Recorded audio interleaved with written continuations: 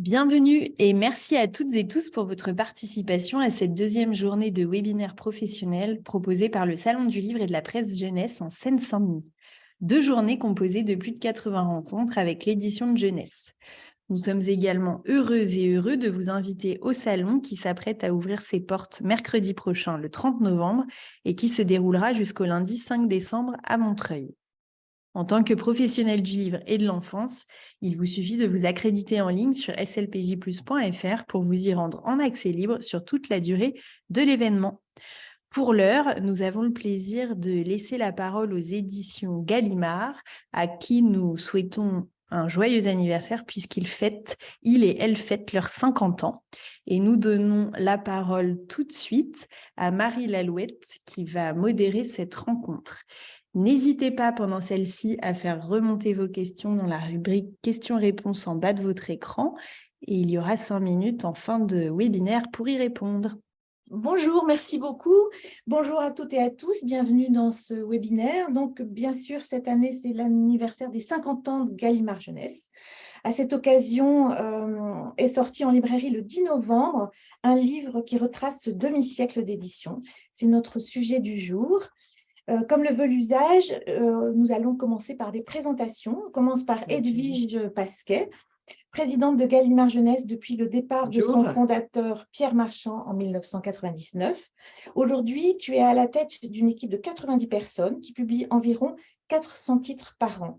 Arrivée en 1976 dans la maison, tu as été donc actrice à 4 années près de toute cette épopée éditoriale. Jean-François Saada, depuis 2016, tu es le directeur artistique de la maison et c'est peu dire que ce gros livre ne fut pas une mince affaire. Depuis ton diplôme des arts décoratifs en 1996, tu as fait toute ta carrière dans l'édition jeunesse, avec notamment une grande étape chez Nathan, et tu diriges aujourd'hui une équipe de 9 graphistes.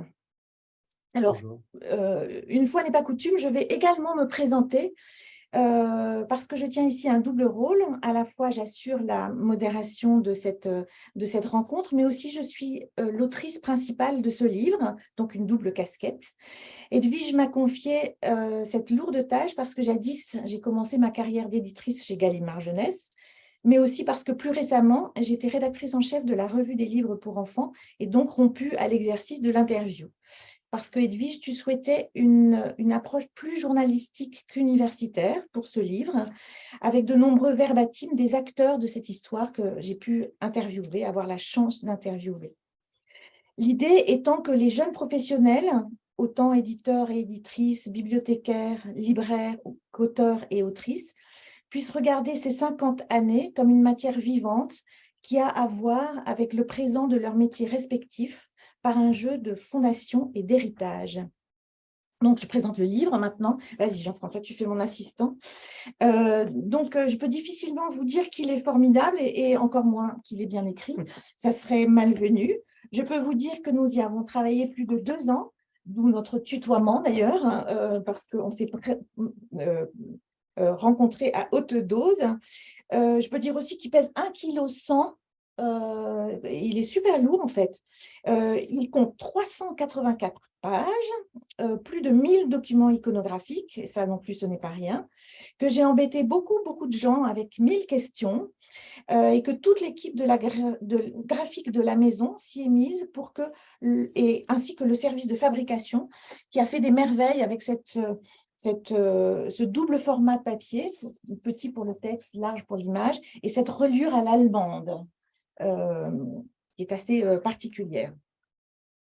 Je peux vous dire aussi qu'il est organisé en chapitres thématiques, donc Folio Junior et le livre au format de poche, l'épopée des livres documentaires, le versant international de l'édition jeunesse, très important pour l'histoire de Gallimard Jeunesse, les albums, la révolution littéraire qu'ont ouvert les Royaumes du Nord et Harry Potter en 1998, l'histoire particulière du label Giboulet, créé par Colline Faure-Poiré en 1993, Gallimard Jeunesse Musique, Gallimard Bande dessinée, la métamorphose de tous nos métiers au fil de ces 50 ans, et la façon dont un éditeur tel que Gallimard Jeunesse a travaillé avec ses acteurs essentiels que sont les médiateurs et les libraires. Il y a aussi une vaste chronologie qui tresse l'histoire de Gallimard Jeunesse avec les transformations de l'ensemble de l'édition et les grands changements de la société. Enfin, et j'en aurai fini, j'ajoute que le premier chapitre, qui raconte la naissance du département jeunesse en 1972, est écrit par Alban Cerisier, historien du livre qui connaît par cœur les archives de la maison Gallimard, dont il est secrétaire général. Et ce chapitre-là, au moins, je peux vous dire qu'il est passionnant. Ma première question est pour Edwige. C'est toi qui es à l'origine de ce livre avec Christine Baker que l'on présente aussi, qui a été directrice éditoriale de Gallimard Jeunesse pendant très longtemps, jusqu'en 2019. Elle était basée à Londres, elle est toujours basée à Londres. C'est aussi, entre autres, la célèbre éditrice, entre beaucoup d'autres d'ailleurs, de Harry Potter. Donc, que représente pour toi cet anniversaire des 50 ans de Gallimard Jeunesse et pourquoi fallait-il un aussi gros livre pour raconter cette histoire? Alors, mais je crois que c'est la célébration d'un catalogue. En fait, c'est vrai que 50 ans, dans certains cas, ça peut paraître court, dans d'autres cas, ça paraît au contraire très long. Si on calcule le nombre de titres qui ont été publiés, de l'ordre de 2800, c'est quand même très impressionnant. Et je voulais que ce soit un témoignage. Mais au-delà de cette célébration de notre catalogue, il me paraissait important aussi de montrer que l'édition et que nos ouvrages sont très liés à l'évolution de la société. D'ailleurs, cet ouvrage, c'est 50 ans de Gallimard Jeunesse dans l'évolution de la littérature de jeunesse. Voilà, c'est ça qui en fait aussi l'intérêt. Merci Marie, parce que tu as fait un travail vraiment de recherche très impressionnant. Et puis, de montrer aussi que finalement, même s'il y a énormément de choses qui ont changé, notre ADN n'a pas changé. Et que nous souhaitons toujours apporter le plaisir de la lecture aux enfants avec un certain nombre d'impératifs, que ce soit la qualité des ouvrages, la séduction par les illustrations, la création, l'innovation, enfin, je veux dire, beaucoup de choses, mais que cet ADN existait depuis le début et qu'il s'adapte au fur et à mesure des années. Voilà. Jean-François, c'est à ton tour. Tu es arrivé plus tard dans la maison, en 2016. Quel effet cela t'a fait de te replonger dans toute cette histoire que tu connaissais en partie de l'extérieur et que tu as vue de l'intérieur? Donc, raconte-nous ça. En fait, ça a été une confirmation de ce que j'avais déjà expérimenté en tant que lecteur, parce que, en fait, pour l'anecdote, je suis né la même semaine où s'est fondé Gallimard Jeunesse, donc ça a été vraiment les... Et du coup, j'ai vraiment, en fait, j'ai vraiment grandi avec Gallimard Jeunesse et avec ce que ça a pu représenter dans l'édition jeunesse, que ce soit, je pense même des premières émotions graphiques avec les couvertures d'Émile Soleil, la découverte d'illustrateurs incroyables, que ce soit Puy Grosado ou Georges Lemoine sur des photos juniors, et puis toute l'aventure documentaire qui a été quand même quelque chose pour moi de très, très impressionnant, qui a toujours marqué mon œil à la fois de lecteur, mais aussi de graphiste, en fait, sans même le savoir. J'étais témoin d'une maîtrise incroyable, d'une manière de construire un objet dans sa cohérence typographique, dans sa cohérence éditoriale, avec une maîtrise absolument incroyable. Et ça m'a, du coup, cette immersion dans cette aventure de mémoire était une confirmation, parce que effectivement, j'ai pu repasser par des étapes importantes de cette maison, des grandes collections qui ont marqué vraiment l'édition jeunesse française. Et puis, que ce soit les premières découvertes, les racines du savoir, les Folio Junior, les Quincajou, enfin, plein de collections qui ont vraiment eu leurs lettres de noblesse dans l'édition française, mais aussi plein de découvertes d'objets uniques et qui m'ont confirmé en fait que c'est une maison qui a toujours eu à cœur d'essayer de poser des questions à l'usage des livres, à qu'est-ce qu'on peut inventer avec un livre, comment on peut s'adresser à un enfant. Ça a été vraiment peut-être le fil rouge qui peut définir le questionnement permanent. Ouais. Et d'ailleurs, tu évoquais le public un peu professionnel, oui. Mais j'aime à penser qu'un certain nombre d'adultes vont s'y intéresser pour retrouver effectivement toute leur jeunesse et toutes les images, tous les livres, toute leur bibliothèque. Oui, j'ai eu quelques témoignages dans ce sens-là. Effectivement, les gens sont généralement assez fascinés. Alors, tu as pris la parole, je te la laisse à nouveau, Edwige. Est-ce que tu me dirais avec tes yeux de 2022, comment tu regardes le métier tel que tu l'as découvert en 1976? Alors, ça n'est plus comparable, bien sûr. Hmm. C'est difficile. L'exercice est difficile. L'exercice est difficile. Mais il faut se resituer dans un contexte, dans une époque. Déjà, en 1976, nous nous adressions à un public beaucoup plus restreint, puisque c'était plutôt le public qui commençait à apprendre à lire jusque les adolescents. Alors qu'aujourd'hui, nous nous adressons aux bébés, aux adultes. Donc, c'est une différence énorme. Et c'est toute cette évolution de ce public qui, effectivement, fait l'intérêt de notre édition et l'évolution de notre catalogue. Je dirais qu'il y a eu beaucoup d'autres changements aussi. Il y a eu toute l'attitude par rapport aux enfants, puisqu'en 1976, c'était quelques années après, enfin 72, pardon, quelques années après Dolto, où il y avait toute cette tendance à la reconnaissance de l'enfant qui se développait beaucoup et qui a imprégné notre catalogue en permanence. Et qui d'ailleurs, cette reconnaissance et connaissance de l'enfant aujourd'hui continue à nous influencer énormément. Donc, parmi ces changements, je vais aller à la fin, quelque part, enfin à l'autre bout du catalogue. Un des changements les plus majeurs, les plus grands, c'est certainement Internet.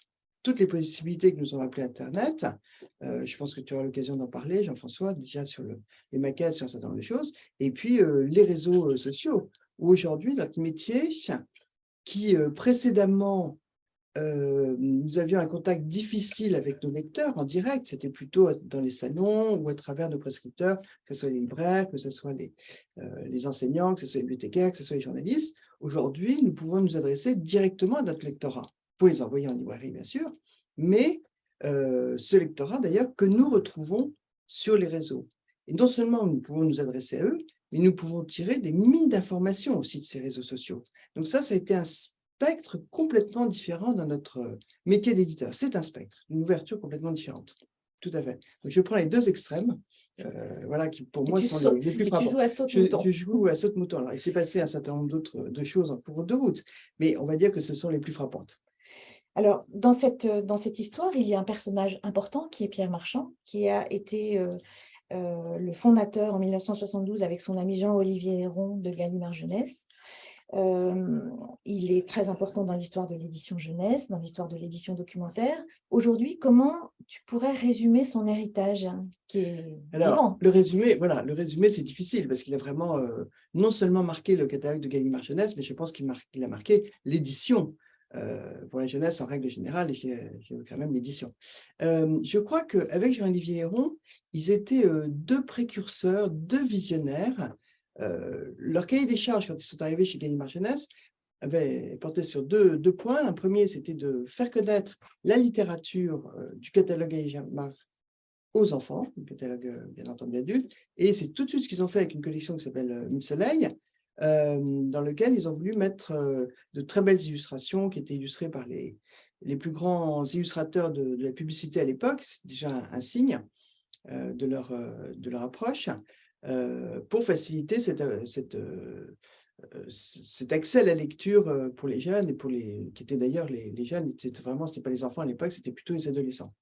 Donc, et puis l'autre pilier était de leur donner l'accès à une encyclopédie savoir familial. Voilà, ils avaient deux objectifs. Donc, visionnaires, précurseurs dans leur manière de travailler, de se projeter, d'innover, de transformer en permanence. Et ils ont permis un véritable accès du savoir qu'ils ont quelque part démocratisé, dans la mesure où le fait de publier des collections documentaires qui étaient au format de poche, mais c'est pas parce qu'elles étaient au format de poche qu'elles ne devaient pas être en couleur, donc qui étaient en couleur, qui étaient cartonnées, qui étaient remarquablement soignées. Elle a été effectivement une première découverte à Découverte Gallimard, avec toute la gamme au milieu, entre autres dans les documentaires, a permis un accès d'avoir des très beaux livres documentaires à un prix abordable. Et puis dans cette approche de l'illustration, moi je vais peut-être te laisser le développer, Jean-François, c'est-à-dire que l'illustration jusqu'à ce moment-là documentaire était surtout un accompagnement. Il n'y avait pas dans l'illustration elle-même le fait de pouvoir découvrir un certain nombre d'informations et aller plus loin que le texte. Voilà, donc il y a eu une véritable école d'illustrateurs, notamment avec les premières découvertes, dans lequel c'était illustrateurs plutôt de fiction, quand on pense aux Découvertes Cadet, quand on pense à Georges Lemoine, quand on pense à Adolescents ou autres, et qui ont fait des documentaires. C'était pour eux une nouvelle découverte. Je pense à René Mettler, qui a fait un travail incroyable pour les premières découvertes, par exemple, entre autres. Je ne peux pas tous les citer, mais il y avait vraiment une démarche dans cette illustration documentaire qui était importante. Et puis, l'adage qui était rien n'est trop beau pour les enfants était vraiment de leur fait, et quotidien. quotidien. Et en même temps, s'il n'y a pas de lecteur pour enfants, pour la jeunesse, il n'y aura pas de lecteur adulte. Et ça aussi, ça continue 50 ans plus tard à se révéler absolument exact. Et si l'on parle toujours de l'héritage de Pierre Marchand, le livre documentaire tient une place vraiment très, très importante, tu l'as dit, dans son héritage et dans son histoire, avec une mention particulière pour l'illustration. Alors, il y a une double page dans le livre qui est assez significative, où on part du réalisme ou de l'hyperréalisme traditionnel, tel que pouvaient le porter Henri Galeron, Pierre-Marie Vallat. Là, c'est Pierre de Hugo. À aujourd'hui le flat design de Wendawe, où il essaye de poser le graphisme comme centre de son travail d'illustration. Donc toi, Jean-François, comment tu résumes cette histoire de l'illustration documentaire que tu pratiques au quotidien et qui, elle aussi, est influencée par l'histoire d'Internet, l'intervention d'Internet?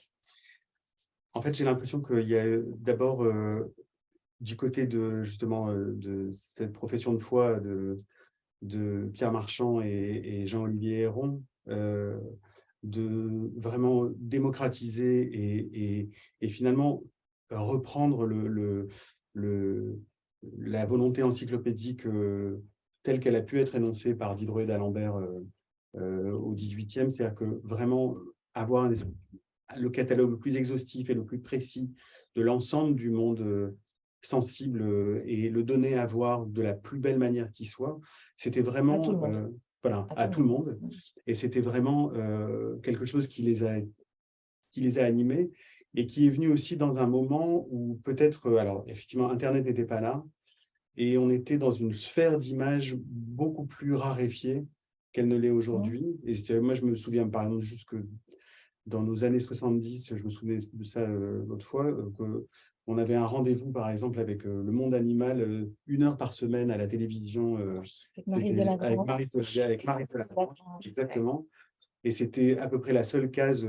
Les livres étaient bien moins nombreux qu'ils ne le sont aujourd'hui. Et donc, il y a eu, moi, j'ai vraiment le sentiment, un souhait très fort de reprendre peut-être les choses là où elle s'était un peu arrêtée, et avec effectivement cette école hyper réaliste qui a caractérisé Gallimard Jeunesse dans les années 80, donc a été portée par tout un tas d'illustrateurs, que ce soit Pierre de Hugo, Pierre-Marie Vallat, Sylvain Perrol, Christian Broutin, René Mettler, enfin Henri Galeron. La liste est longue. La liste est très longue. Pas si longue que ça en même temps. C'est-à-dire que c'est vraiment, il y avait un savoir-faire très précis, en fait. C'est pour ça que je parle d'une école d'illustrateurs. Voilà. Et qui a posé non seulement une ligne Gallimard Jeunesse immédiatement reconnaissable, ce qui était quand même la force de Gallimard quand tout ce projet-là s'est mis en marche. Alors, il y avait plein de choses qui participaient à ça. Il y avait effectivement un classicisme typographique qui accompagnait ça. Il y avait la prééminence du blanc. Et il y avait cette école très réaliste de l'illustration, mais aussi qui portait en tout cas sur elle l'idée que il y a un slogan, je crois, qui avait été énoncé par Pierre, qui était les documentaires qu'on lit avec les yeux. Et donc, en fait, où c'était vraiment l'idée qu'une image allait en elle-même véhiculer le maximum d'informations et qu'elle allait pouvoir vraiment devenir un véhicule pédagogique pour l'enfant, un lien très fort avec le monde réel, avec son expérience du monde réel. Et effectivement, comme peut l'être l'illustration réaliste de l'époque, débarrassée de tous les parasites. Donc, c'est vraiment dans une image la plus canonique et la plus claire et la plus claire qui soit.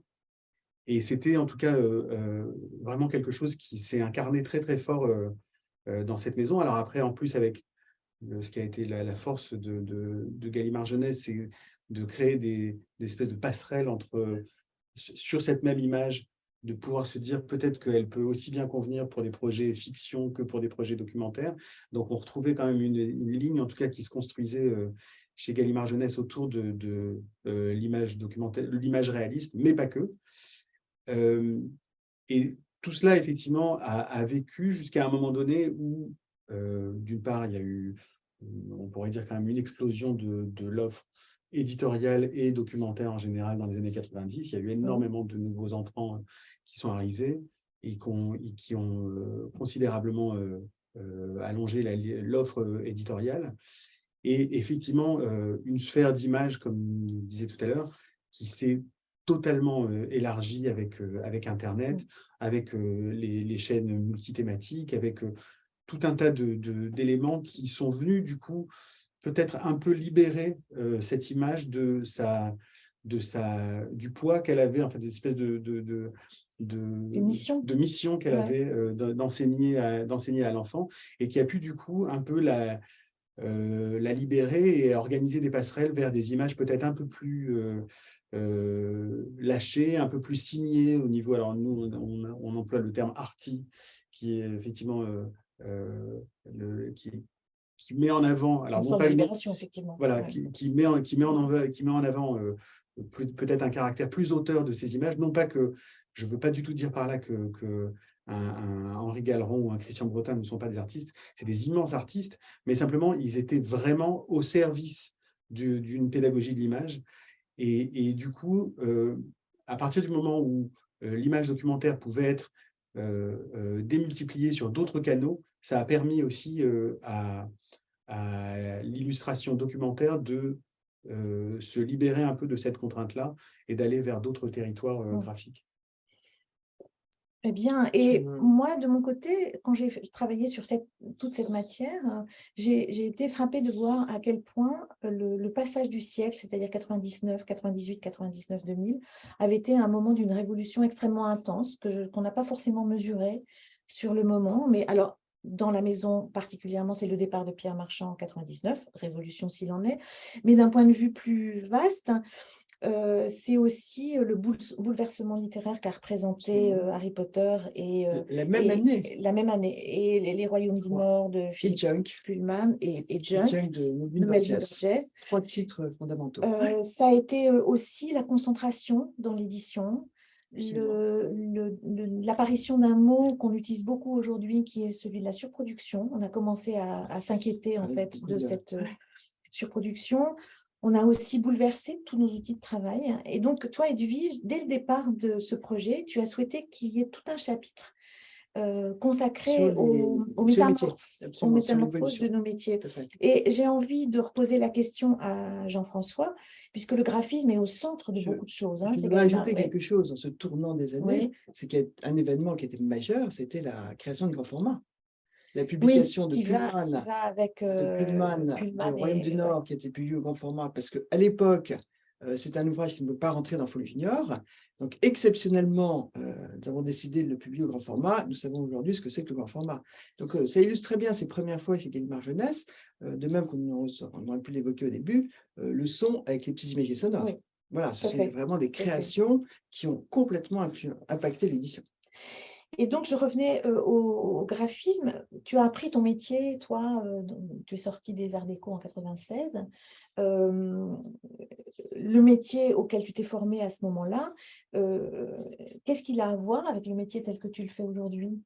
Alors, moi, je suis vraiment synchrone de ce passage vers le numérique de l'édition. C'est-à-dire que ça a été juste ma première année aux Arts Déco, on était en 92 où j'ai pu avoir effectivement accès à des choses comme la photocomposition ou en tout cas une manière plus ancienne de faire des livres. Ce qui, au passage, alors,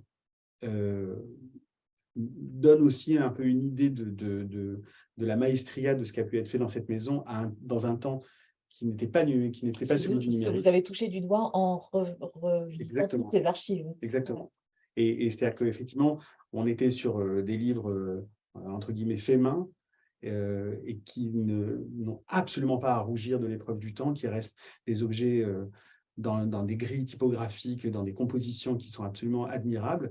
Alors, c'est vrai, et effectivement, c'est peut-être là ce qui change un peu la donne, c'est qu'il s'agissait quand même de construire des objets sur des grilles et des gabarits très, très précis, avec peut-être moins de tâtonnements qu'on peut avoir aujourd'hui. D'essais-erreurs. Voilà, on peut exactement. On est vraiment, avec le numérique, dans un moment où on peut essayer, faire et défaire, inventer, casser. Gratuitement, d'une certaine façon. À sa guise, Ouais. exactement, avec une grande facilité, là où effectivement, il fallait quand même être sûr de son coup quand on travaillait sur un livre qui soit plus défini. rigide. Voilà, c'était plus rigide, mais ça a formé par contre des artisans absolument incroyables, des artisans du livre absolument incroyables. Je sais que j'en ai encore une dans mon équipe qui faisait partie qui est Conchetta, qui fait partie de la vieille équipe gallimardienne et qui, je le vois, enfin, qui a cette écriture, cette grammaire visuelle chevillée au corps où elle arrive vraiment à construire une page comme on pouvait la construire à l'ancienne. Aujourd'hui, on est effectivement dans un moment qui est celui de très combinatoire, où on a des outils absolument incroyables qui, en fait, du coup, ont réduit de manière drastique le temps entre la conception, entre une idée qu'on peut crayonner sur un bout de papier pour essayer de convaincre un éditeur de telle ou telle forme qu'on va donner à un objet, à une couverture, à sa réalisation qui est vraiment, vraiment ramenée à un temps extrêmement court et sur lequel il n'y a absolument aucune limite, en fait. On est vraiment sur une manière une puissance de tordre les images, de pouvoir construire à sa guise des grilles, les faire et les défaire. Alors, on est peut-être sur un moment, je pense, ce qui est très bien, c'est qu'on a pu observer au tournant entre le traditionnel et le numérique, y compris même dans certains projets de cette maison, un moment où ça a pu partir, c'est-à-dire que les gens se sont sentis tellement libres. C'était le feu d'artifice. Voilà, que c'est parti effectivement dans des moments de liberté qui n'étaient pas forcément les plus gracieux. Et on s'est calmé après. Voilà, et c'est-à-dire que ce qui est très bien, c'est qu'on a retrouvé quand même aussi un sens, une belle rigueur typographique, en tout cas, effectivement, par rapport à ce que ça pouvait être dans les années 80, la possibilité quand même de choisir de manière la plus précise possible, que ce soit une typographie, que ce soit un casting d'illustrateurs qu'on peut essayer, qu'on peut vraiment travailler et ajuster au mieux, une mise en page qui peut vraiment évoluer.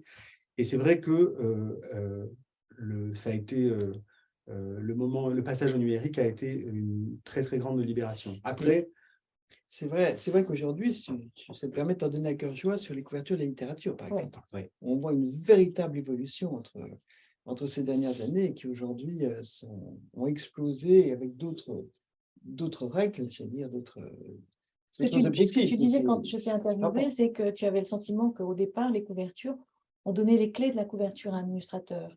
Le moment crucial de la couverture, c'était de choisir l'illustrateur qui la ferait. Et maintenant, c'est beaucoup plus complexe, en fait. Et Thierry Laroche, qui travaille avec toi sur toutes les couvertures de littérature, en tant qu'éditeur, il dit on se pose 1 milliard de questions pour chaque couverture, comme on l'a jamais fait. On l'a abordé. Ouais. Alors parce que c'est vrai, effectivement, on est sur peut-être un moment où on a la possibilité de travailler de manière plus serrée un texte et une image. Et c'est-à-dire que le texte peut presque à lui-même devenir une image. Quelque chose qui était peut-être plus compliqué auparavant quand on était sur des grilles typographiques qui étaient plus marquées.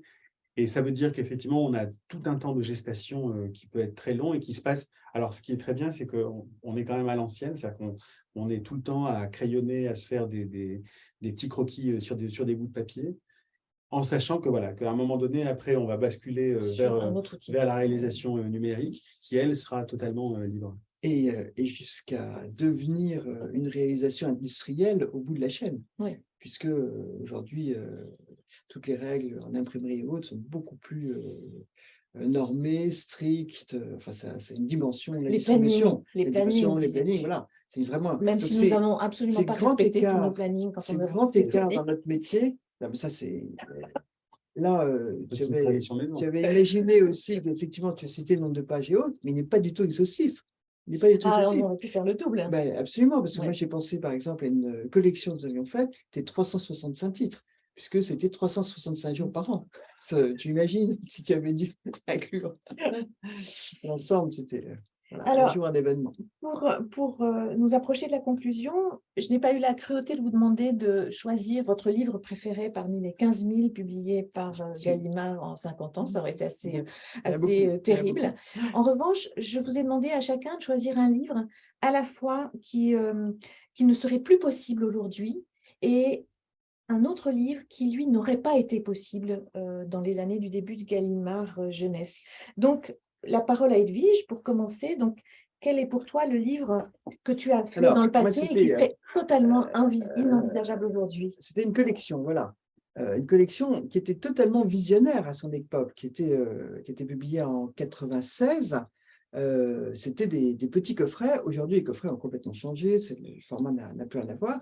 Et puis, à l'intérieur, il y avait tout un objectif qui était, par exemple, de réaliser le secret du moteur électrique, d'expliquer le moteur électrique. Donc, toujours cette notion de documentaire, d'aller plus loin, le secret du moteur électrique ou le secret du cinéma, avec d'innombrables éléments à l'intérieur et qui nécessitait à l'époque une conception évidemment à Paris.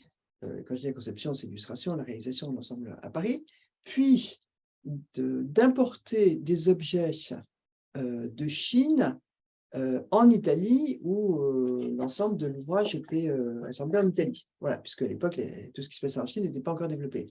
Mais pour faire ce type de collection et pour pouvoir vendre les ouvrages à des prix qui sont relativement raisonnables, il était absolument indispensable de trouver des coéditeurs. Et en l'occurrence, on avait par exemple trouvé une maison d'édition coréenne qui nous prenait une quantité astronomique d'ouvrages à chaque publication. Et donc, les ouvrages repartaient vers la Corée. Voilà, aujourd'hui, c'est quelque chose qui serait totalement, qui n'est plus du tout d'actualité. Et puis, mon deuxième voyage… possible aujourd'hui qui n'aurait pas été possible auparavant. Alors, exactement. Ça, pour moi, c'est très clair. C'est l'édition de jeunesse, c'est une éponge de l'évolution de la société. Et voilà un titre qui vient d'ailleurs de recevoir le prix vendredi, Les longueurs de Claire Castillon, dans lequel c'est un roman autour de la pédophilie. Voilà. Alors, évidemment, il est important de voir la manière dont Claire Castillon traite le sujet, la délicatesse, l'authenticité.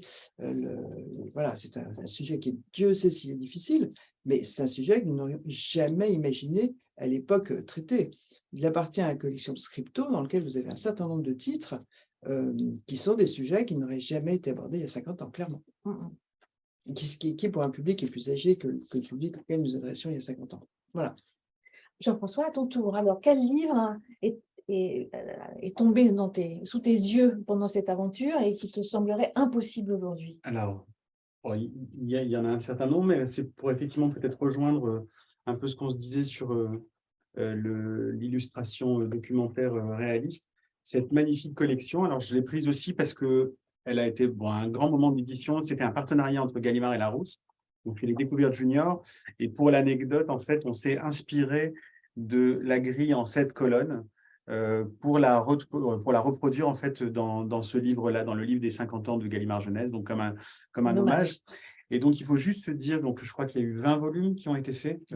Voilà, il y a eu 20 volumes, donc c'était toute l'histoire des hommes, depuis la préhistoire jusqu'au temps moderne, et qui nécessitait pas moins de 1 Ruffman, 4 graphistes, 4 éditeurs et 3 iconographes pour la réalisation de ces livres. Alors, j'en profite juste parce que ça a été aussi un grand moment de discussion et de découverte, mes discussions avec les iconographes qui ont participé à la vie et à l'histoire de cette maison, parce que il y a eu une aventure plus secrète, peut-être plus discrète chez Gallimard Jeunesse, de l'iconographie, et qui a été en fait ce moment où on a été investir tous les fonds. Le monde entier, en fait. Le monde entier, toutes les collections particulières, les tiroirs des musées les plus obscurs, pour faire vivre en fait toute une richesse icono par le biais, alors souvent par exemple d'images détourées, où on allait chercher dans une gravure médiévale un détail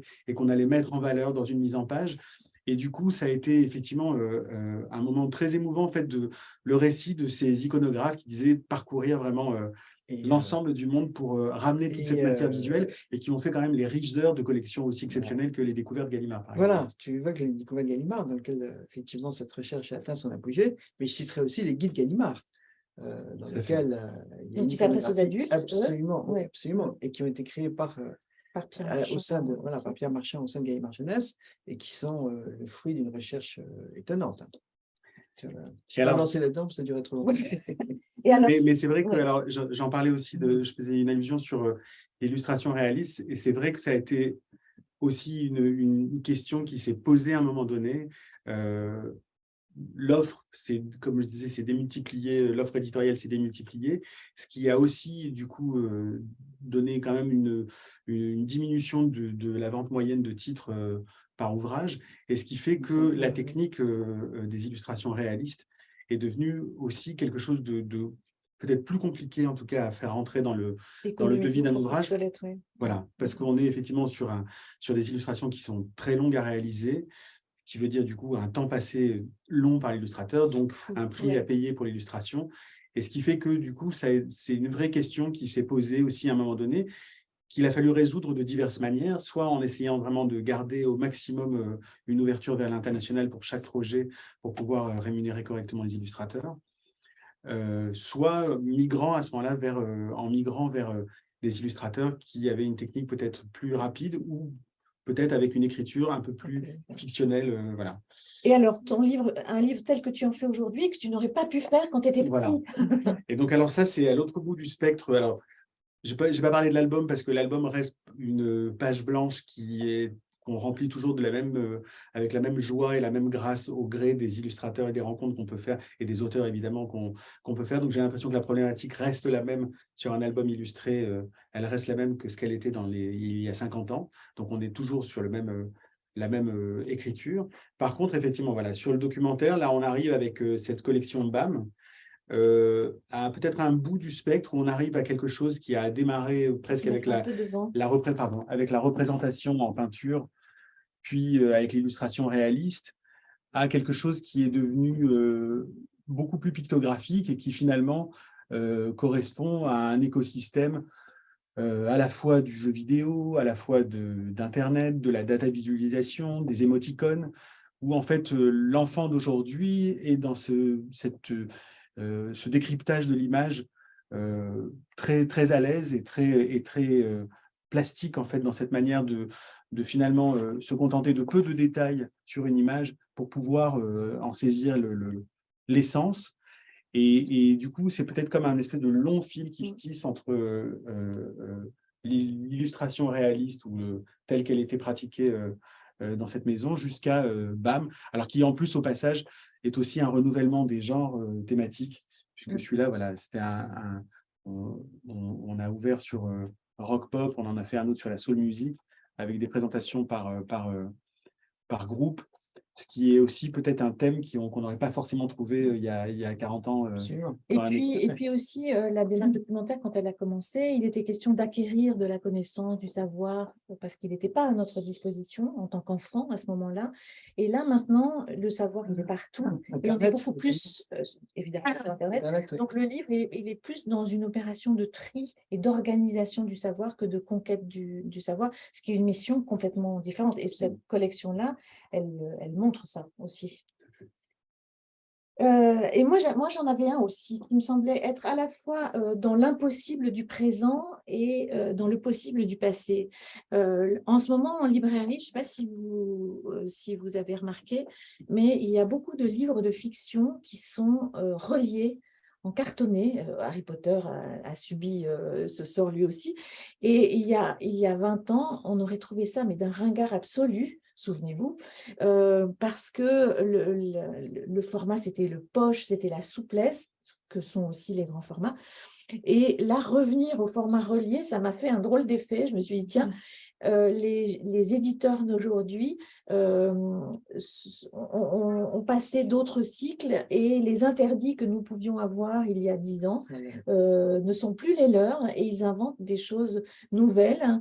Voilà, avec quand même une petite tristesse qui est que ça, c'est la collection Mille Soleils. Il y a eu Mille Soleils Or qui était encore plus grandiose puisqu'en plus, elle était fabriquée avec un texte composé au plomb. C'est la première et la dernière de la maison, mais c'était aussi une mise à disposition des grands classiques d'une façon extrêmement valorisante. Et ça, c'est un luxe éditorial qui tristement se perd, je dirais. C'est-à-dire que les adolescents d'aujourd'hui ont un territoire littéraire dédié qui est fabriqué pour eux. Et, alors, dans la maison, c'est Jean-Philippe Arouvignan qui défend bec et ongle cette vivacité des textes classiques. Mais voilà, il ne faut pas que nos textes classiques s'endorment. Et peut-être qu'un jour, eux aussi, ils auront droit à des belles grandes reliures modernes. Tu as raison d'évoquer, mais aussi ce qui se passait à l'époque, c'est qu'il y avait relativement peu de textes pour les adolescents. Et alors qu'aujourd'hui, au contraire, voilà, c'est quelque chose qui a pris son importance à partir des années 90, de voir ce développement de la littérature avec un certain nombre d'auteurs qui ont été influencés par Pullman, par Rowling, voilà. Donc ça, alors, pardon de vous couper. Il va nous rester 4 minutes et on a 3 questions. Alors, on peut prendre les questions. Oui, comme tu veux. Voilà. Et je vous lis les questions et puis on vous laisse y répondre de façon concise. Alors, la première vient de Mélinda. Bonjour, bravo pour ce livre. À l'occasion des 50 ans, vous avez publié sur les réseaux sociaux de nouvelles illustrations pour les 10 droits des lecteurs de Daniel Pénac. Est-ce prévu d'en faire une affiche et ou d'en publier une petite brochure, car cela serait bien utile pour la médiation autour du livre avec les enfants et leurs parents? Rassurez-vous, c'est au programme. En tout cas, une affiche. Tout à fait. Absolument. Super. Ensuite, on a une question d'Alexandrine. Quelle a été l'évolution de votre politique éditoriale en matière de romans, récits d'aventure destinés aux grands ados? Et quel type d'ouvrage recherchez-vous en ce moment? Alors, 2 minutes, ça va être un tout petit peu compliqué. En revanche, je voudrais dire que chez Gallimard Jeunesse, ce n'est pas le cas de tous les éditeurs, mais chez Gallimard Jeunesse, il y a un site qui s'appelle On lit plus fort, qui est remarquablement accueillant pour tous les auteurs qui ont envie d'écrire, envie de publier, parce qu'on s'aperçoit quand même que la frontière entre l'appétit pour la lecture et le désir de l'écriture, c'est une frontière qui s'étrécit. Donc, j'inviterais plutôt la personne qui pose la question à aller explorer ce site. Et puis, j'ajouterais que nous n'avons pas d'idée préconçue de dire, voilà, nous cherchons précisément tel titre ou tel titre ou autre. Nous accueillons, en fait, c'est les auteurs et nous accueillons les textes et c'est ça qui nous intéresse. Un beau texte, il n'y a pas de raison qu'il ne figure pas dans notre catalogue. Myriam commente et demande, dans l'édition, on ignore souvent les traducteurs par rapport aux autres professionnels du monde du livre, auteurs, illustrateurs, graphistes, libraires, etc. Quelle est l'importance accordée à la traduction par Gallimard Jeunesse? Très importante, si vous voulez, parce que nous cherchons toujours des traducteurs qui soient fidèles à leurs auteurs. Voilà. Et puis qui s'expriment dans une langue qui se rapproche de celle de l'auteur. C'est tout un ensemble. C'est le soin que nous apportons à chacun de nos ouvrages. Alors, on pourrait parler, effectivement, continuer à décliner, parce que l'auteur, l'illustrateur, j'ajouterais aussi les correcteurs après les traducteurs. Nous avons un certain nombre de corrections d'épreuves. C'est l'ensemble. Et tout ce travail, si vous voulez, pour nous, il est important de le faire avec la chaîne du livre. L'ensemble de la chaîne du livre, on travaille en confiance avec la chaîne du livre, nous cherchons toujours la qualité, la confiance de nos relations, évidemment avec nos lecteurs, mais avec l'ensemble des acteurs de la chaîne du livre, pour aller jusqu'aux libraires, les enseignants, les prescripteurs.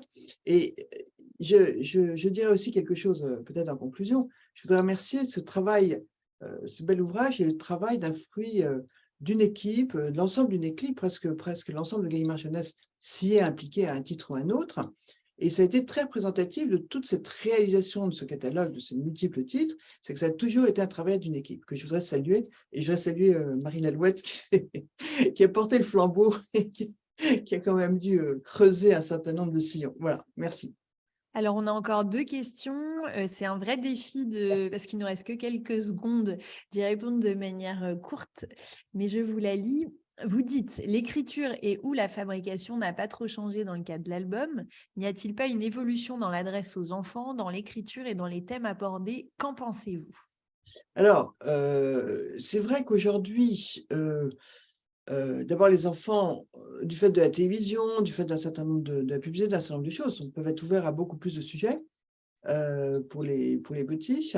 Et je dirais pour les enfants, mais pas que pour les enfants, pour les adolescents, pour l'ensemble de notre public, je crois que nous avons un rôle d'un engagement dans la société qui a toujours existé, clairement, mais qui aussi s'applique avec un rôle sociétal, un rôle environnemental, si vous voulez, un rôle de baisser la surproduction. C'est tout un engagement qui existait peut-être de manière un peu différente avant, puisque l'engagement était le plaisir de la lecture. Donc, oui, ça peut influencer certains sujets. Et pas que, j'allais dire, c'est un peu un ensemble. Merci. Alors, on a Fatia qui rappelle juste qu'il y a un très bel ouvrage qui existe avec tout sur la littérature jeunesse de Sophie van der Linden aux éditions Gallimard Jeunesse et que c'est une mine d'or pour comprendre l'évolution de la littérature jeunesse. Et Merci Julie d'avoir pose une dernière question. Donc, on va vous laisser y répondre et puis ensuite, on mettra fin à ce webinaire fort intéressant. Julie demande ce qui se passe avec l'abonnement livreur d'histoire, collaboration entre Gallimard et d'autres maisons d'édition, puisque d'après le site internet, les dernières informations datent de 2021. Alors, nous allons revenir vers vous rapidement à ce sujet. Voilà. C'est vrai que... Merci à tous les trois. On va être obligé de clôturer, mais c'était vraiment passionnant. On peut évidemment vous retrouver au Salon du Livre Jeunesse dès mercredi prochain. Merci de votre écoute. Merci. Merci. Belle fin d'après-midi. Au revoir. Au revoir.